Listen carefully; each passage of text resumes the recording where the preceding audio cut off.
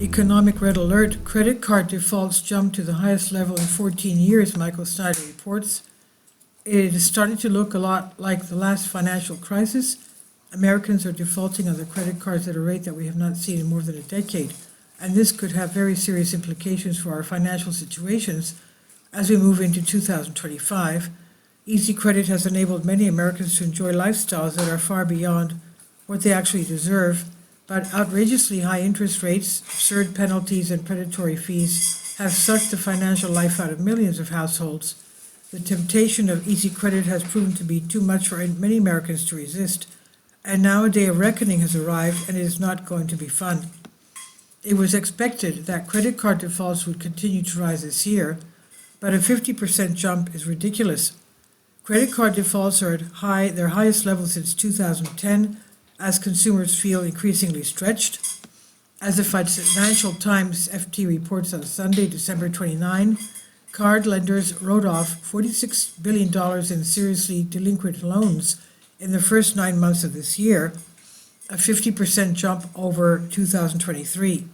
That's the highest level in 14 years, the report said, citing industry data compiled by Bank Reg Data. In the last 20 years, there's been only one other year when credit card defaults have reached this level. This is yet another indication that our economy is rapidly moving in the wrong direction. Thanks to our seemingly endless cost of living crisis, an increasing number of Americans have been forced to turn to credit card debt just to make ends meet.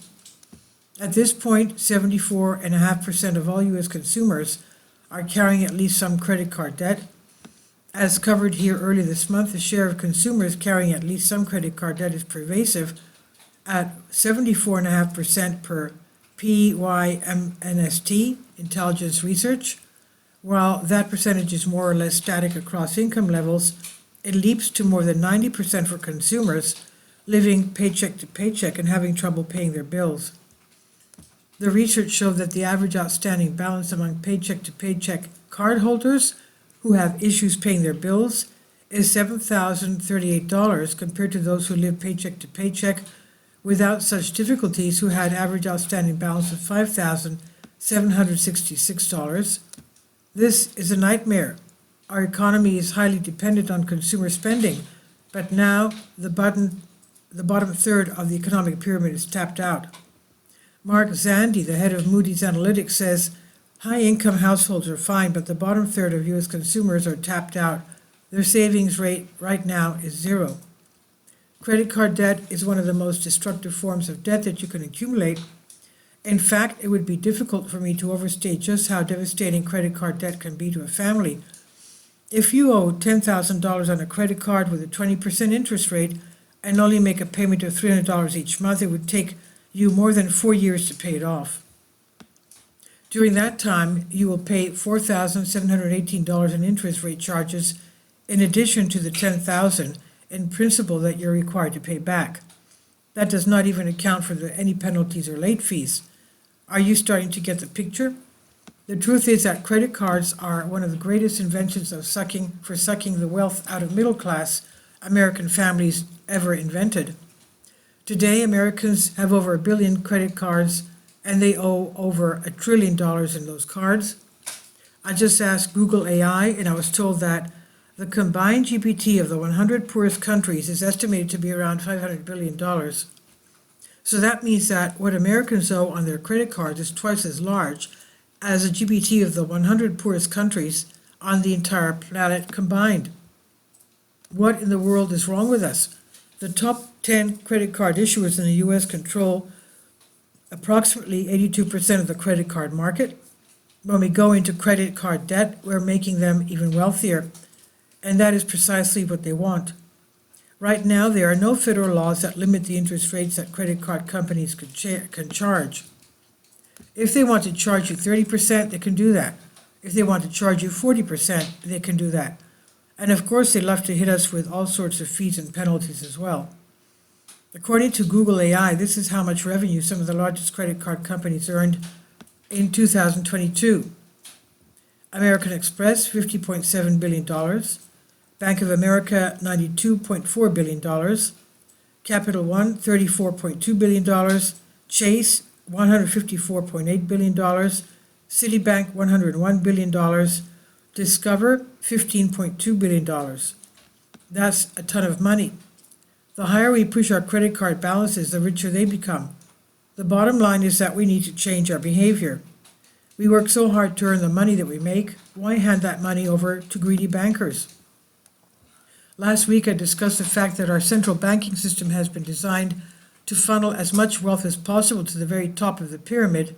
The same thing is true for credit cards. If you're paying 20 or 30% interest on a credit card balance every month, you're literally committing financial suicide. The bankers are getting rich from your hard work, and you need to get out of credit card debt as soon as you can. Sadly, for many American families, it's already too late. It's almost impossible to pay off debt if you don't have a job and you're about to lose your home. At this moment, many American families find themselves literally being torn apart by financial stress. Yesterday, I wrote about how homelessness in the U.S. is at an all-time record high. Today, I'm writing about how credit card defaults have risen to the highest level in 14 years. If you can't see where all of this is heading, I don't know what to say. We're in for more trouble than most people realize, and the outlook for 2025 is not promising at all. This is by Michael Snyder on the Economic Collapse blog. Please leave your comments. Thank you for your support. About the author, Michael Snyder's new book, Why, is available on paperback and for Kindle on Amazon. He's also written 8 other books available on Amazon, including Chaos, End Times, 7-Year Apocalypse, Lost Prophets of the Future of America, The Beginning of the End, and Living a Life That Really Matters. When you purchase any of Michael's books, you help to support the work that he's doing. You can also get his articles by email as soon as he publishes them by subscribing to his Substack newsletter. Michael has published thousands of articles on the Economic Collapse blog, End of the American Dream, and the Most Important News, and he always freely, happily allows others to republish those articles on their own websites. These are such troubled times and people need hope. John 3:16 tells us about the hope that God has given us through Jesus Christ. For God so loved the world that he gave his only begotten Son, that whosoever believeth in him should not perish but have everlasting life.